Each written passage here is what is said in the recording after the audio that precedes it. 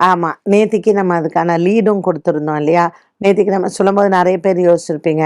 நமக்கு கல்யாணம் ஆயாச்சு, வயசாயாச்சு, நமக்கு ஒண்ணும் பரிகாரம் சொல்ல மாட்டேங்கிறாங்களே சுப தினத்துல அப்டின்ட்டுன்னு.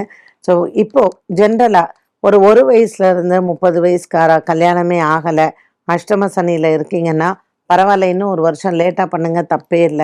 படிக்கக்கூடிய குழந்தைங்களுக்கு நெறைய மறதி வரும், இல்ல உடல் ஆரோக்கிய குறைபாடு வரும். டீச்சருக்கும் இவாளுக்கும் நெறைய சண்ட வரும். ஸோ படிக்க இருக்கக்கூடிய குழந்தைங்க, ஸ்கூல் பருவத்தில இருக்கீங்க இல்லையா? இவங்கெல்லாம் வந்து அ டெய்லியே வந்து கார்த்தால விநாயகர் வழிபாட விடாம செய்யுங்க. 2வது இந்த அஷ்டம சனியில வந்து ரிலேஷன்ஷிப்ஸ் வந்து நல்லா இருக்கணும். ஃப்ரெண்ட்ஸோட சண்டை, டீச்சரோட சண்டை, இல்ல நமக்கு ஆகல. இதுக்கு வந்து நெறைய நெய் தானம் பண்ணுங்க.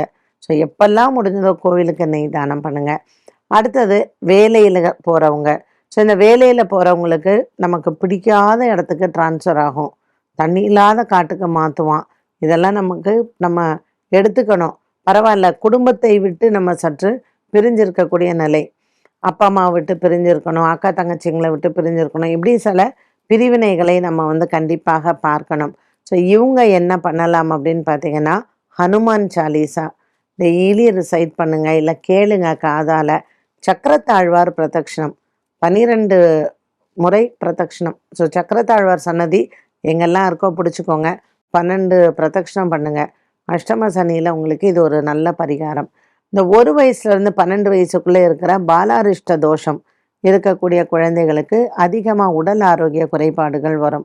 ஸோ டெய்லியே வந்து சுதர்சன சதகம் கேட்கலாம், ருத்ர ஜமகம் கேட்கலாம், சக்கரத்தாழ்வாருக்கு இப்போ நீங்கள் வந்து திருமஞ்சனம் பண்ணலாம். சுதர்சன ஆழ்வாருக்கு எங்கெல்லாம் எப்பெல்லாம் வந்து சுதர்சன ஜெயந்தி நடக்கிறதோ அதில் ஹோமத்தில் வந்து கலந்துக்கலாம். இந்த மாதிரி பாலாரிஷ்ட தோஷம் இருக்கக்கூடிய குழந்தைகளுக்கு கண்டிப்பாக நீங்கள் செய்யலாம். அண்ட் இந்த சிம்மராசிக்காரர்கள் வந்து இந்த அஷ்டம சனி காலகட்டத்தில் உடல் ஆரோக்கியம் மற்றும் நமக்கு எந்த விதமான பிரச்சனைகளும் இல்லாமல் இருக்க அடிக்கடி வைத்தீஸ்வரன் கோயிலில் போயிட்டு முத்துக்குமார சுவாமியும் பார்க்கலாம், தையல் நாயகியை பார்க்கலாம், அண்டு வைத்தியநாத சுவாமியும் நீங்கள் பார்க்கலாம். ஸோ இதை நீங்கள் ரெகுலராக வந்து பண்ணுறது நல்லது. நான் சிவன் கோயில் போமாட்டேன், நான் வந்து வைஷ்ணவா, நாங்கள் சிவன் கோயில் போக மாட்டோம் அப்படின்னு சொல்கிறவங்க திருப்புல்லானியில் இருக்கக்கூடிய ஜெகநாத பெருமாளை போய் அடிக்கடி சேவிச்சுட்டு வரலாம். தர்பையில் படுத்துன்னு இருக்கக்கூடிய ராமர் ரொம்ப விசேஷம்.